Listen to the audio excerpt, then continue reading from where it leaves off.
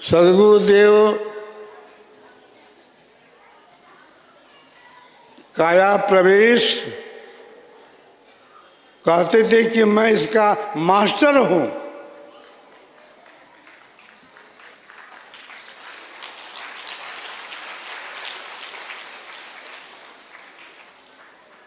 सदगुरुदेव ने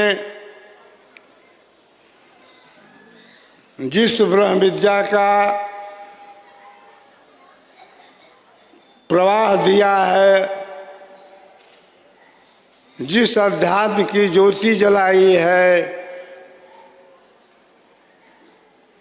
उसका आधार चेतन है।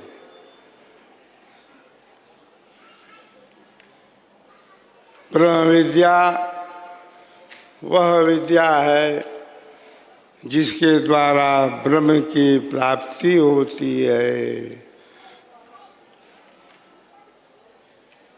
वही जग नियंता है, वही न्यायाधीश है, वही कर्माध्यक्ष है, वही साक्षी है, वही सर्वशक्तिमान है। उसी की शक्ति को लेकर के सद्गुरु जो है चारों युगों में प्रकट होते हैं।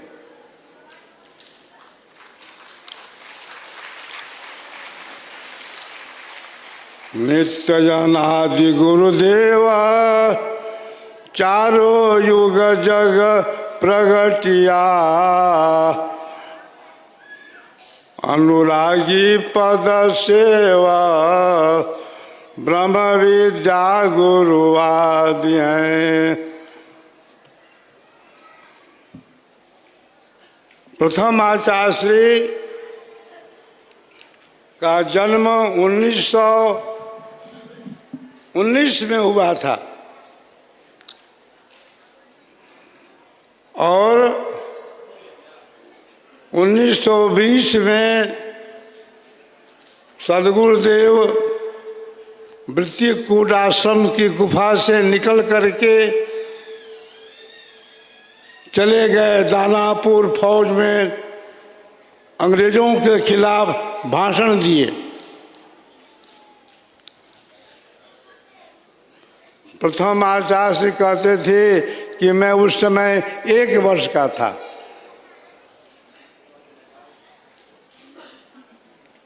सदगुरुदेव वृत्तिकूट की गुफा में साधना में लीन थे। उसी समय शब्द होता है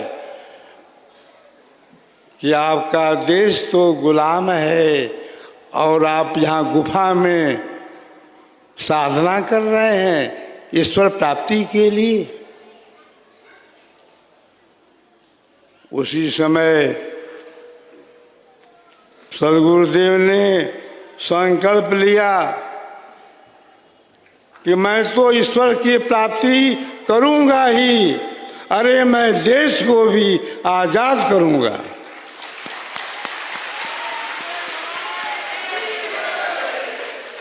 मैं अपनी आजादी को मिटा सकता नहीं, सर झुका सकता हूं, सर कटा सकता हूं, सर झुका नहीं हूँगा। आजादी को मैं अपनी मिटा नहीं सकता, सर कटा सकता हूं, सर झुका नहीं सकता। जो भरा नहीं है भावों से, जिसमें बहती रसधार नहीं, वह हृदय नहीं है, पत्थर है जिसमें स्वदेश का प्यार नहीं।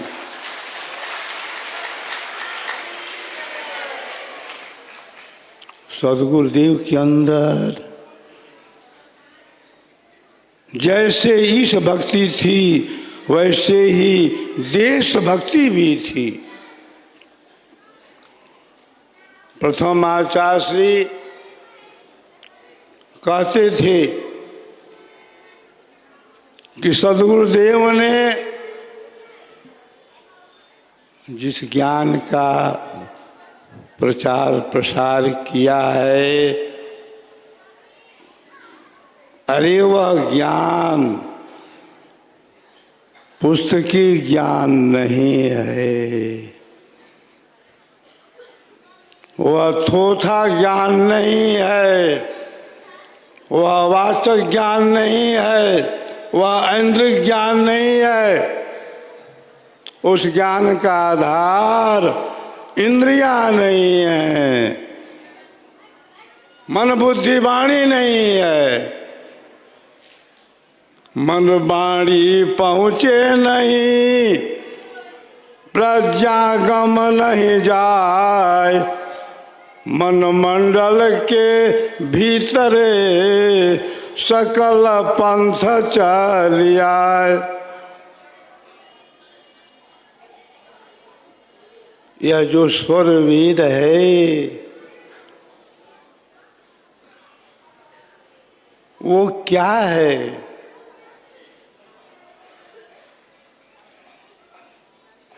वह भौतिकवाद का विषय नहीं है, वहाँ पर विटंतावाद नहीं है, थोथा ज्ञान नहीं है। निज अनुभव वर्णन करूं, दिया ज्ञान प्रभु सोय, तेरा है तुझ में रहे, करत समर्पण सोय। प्रथम आचार्य श्री कहते थे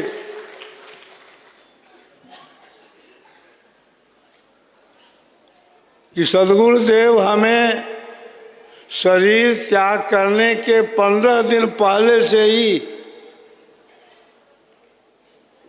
बतलाते रहे और फिर देते रहे, फिर दे दिए, बतलाए भी और दिए भी। प्रथम आचार्य श्री कहते थे कि मैं स्वामी जी को पिता के रूप में देखता था कि स्वामी जी मेरे पिता हैं, लेकिन स्वामी जी के अंदर इतनी महान शक्ति है, इतना महान ज्ञान है, मैंने स्वामी जी के जीवन के अंतिम काल में जाना।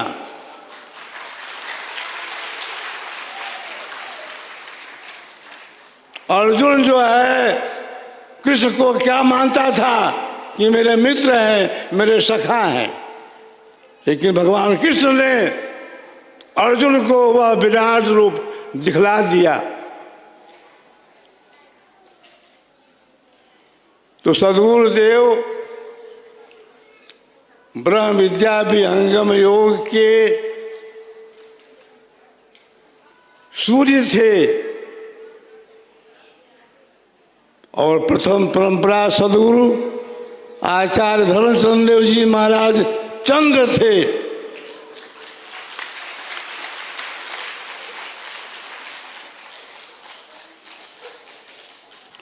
सद्गुरुदेव के शरीर त्याग करने के बाद जो पत्रिका छपी आध्यात्मिक ग्रंथालय बुनियादगंज गया से, उस पत्रिका में प्रथम आचार्य श्री का क्या लेख है? भूमंडल के आध्यात्मिक सूर्य का अस्त हो गया। भूमंडल के आध्यात्मिक सूर्य का अस्त हो गया। सचमुच हमारे सद्गुरुदेव भूमंडल के आध्यात्मिक सूर्य थे।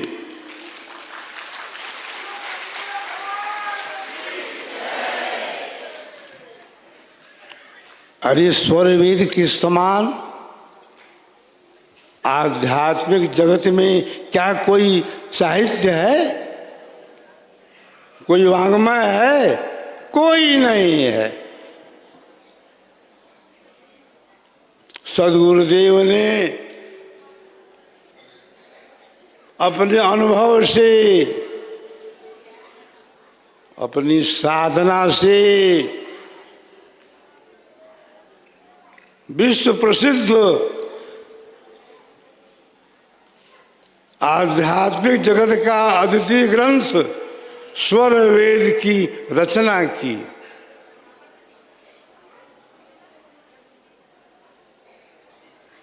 स्वर वेद पर शोध हो रहा है। बुद्धिजीवी विद्वान शोध कर रहे हैं। सभी आश्चर्य में पड़ गए हैं कि सद्गुरुदेव जब पढ़े लिखे नहीं थे तो स्वर वेद कैसे लिख दिए।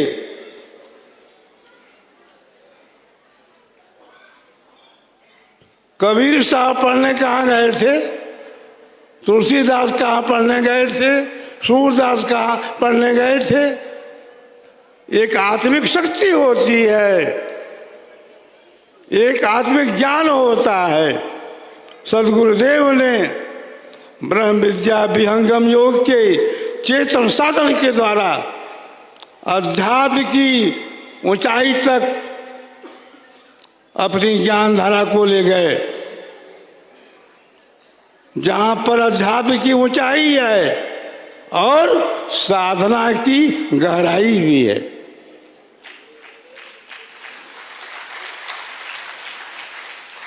स्वर वेद हम सभी शिष्यों के लिए सबसे प्यारा है, प्राणों से भी प्यारा है। स्वर वेद के दोहे चोट करते हैं, शरीर में थर्राहट होने लगती है, कंपन होने लगता है। अरे हमारी चेतना अर्ध से ऊर्ध्व में जाने लगती है।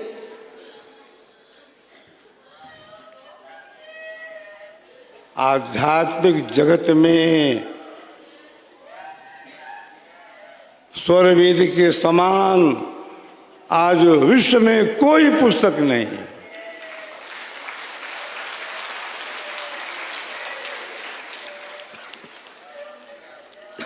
प्रथमाचार्य श्री बराबर कहते थे कि स्वर वेद विश्व का, आध्यात्मिक जगत का अद्वितीय महान ग्रंथ है। स्वर वेद के समान विश्व में कोई पुस्तक नहीं है। क्यों? स्वर वेद का आधार क्या है? अनुभव है। अनुभव के भी कई धरातल हैं।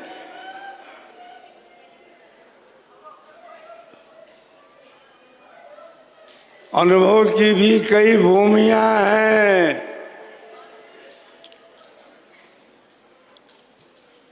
प्रकृति जगत में जितने योग हैं, चाहे वो राज योग हो, हठ योग हो, मंत्र योग हो, लय योग हो, तारक योग हो, निष्पन्द योग हो, कर्म योग हो, लीला योग हो, कुंडलनी योग है, ये सारे योग कहाँ हैं? जहाँ पर शरीर है, जहाँ पर मन बुद्धि वाणी इंद्रियां हैं।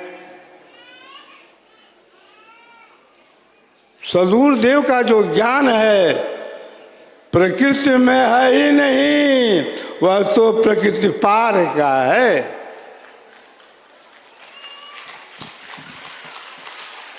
प्रकृति पार जो वस्तु है प्रकृति में की मिया है।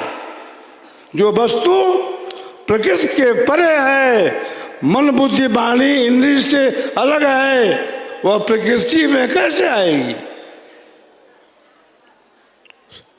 सद्गुरुदेव का जो ज्ञान है प्रकृति जगत से परे है। हमारा आपका सौभाग्य है कि हम ऐसे महान सद्गुरु के शिष्य हैं जिस सद्गुरु ने अंतिम काल में क्या कहा, यही कहा कि मैंने जीवन के अंदर जो कुछ भी प्राप्त किया, जो कुछ भी हासिल किया, उसका आधार मेरा अपना अनुभव है। यहाँ यह लिखा है, वहाँ वह लिखा है, मैंने कभी जीवन में जाना ही नहीं। मुझे तो जो साधना में अनुभव हुआ, उस अनुभव को स्वर वेद के रूप में लिख दिया कि ये 7-10 वर्ष भीषण तपस्या, अदिया खोल सारी विहंगम समस्या, जगा जोग जिनका शिखर शून्य पर था। हमारे सद्गुरु ने कभी नहीं कहा कि मैं जा रहा हूँ, मेरी मृत्यु हो रही है, कभी नहीं कहा। क्या कहा? योगी शरीर को छोड़ता है, योगी शरीर का त्याग करता है। अरे शरीर छोड़ने के बाद भी मैं रहूंगा।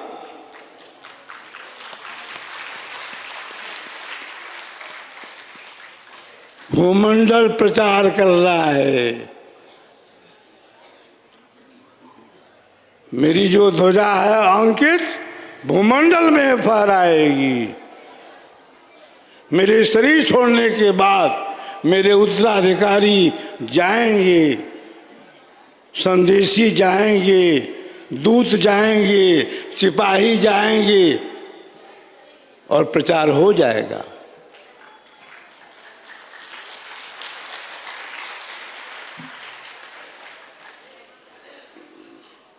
सद्गुरुदेव ने तो आकाशवाणी कर दी पहले ही।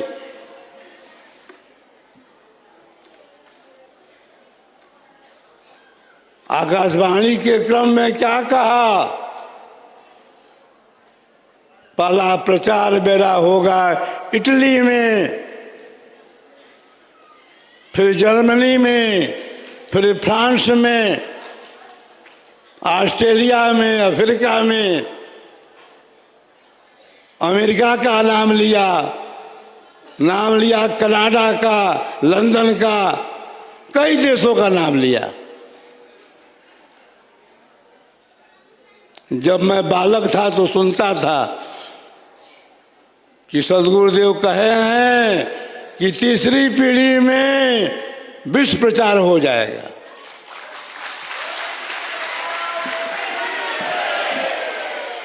तो उस समय मैं बालक था, 14-15 साल का, सुनता था। प्रथम आचार्य श्री बराबर कहते थे कि स्वामी जी ने कहा है कि तीसरी पीढ़ी में पूरा प्रचार हो जाएगा। अब तो आज मैं देख रहा हूँ कि हमारे सद्गुरुदेव अव्यक्त रूप से कैसे प्रचार कर रहे हैं। आप सबको जान करके प्रसन्नता होगी। कभी अमेरिका में आश्रम बन रहा है, मई महीने तक आश्रम तैयार हो जाएगा। न्यू जर्सी में, जिसका उद्घाटन मई के अंत में होने वाला है। साउथ अफ्रीका में भी 24 एकड़ जमीन ली जा रही है। आश्रम के लिए।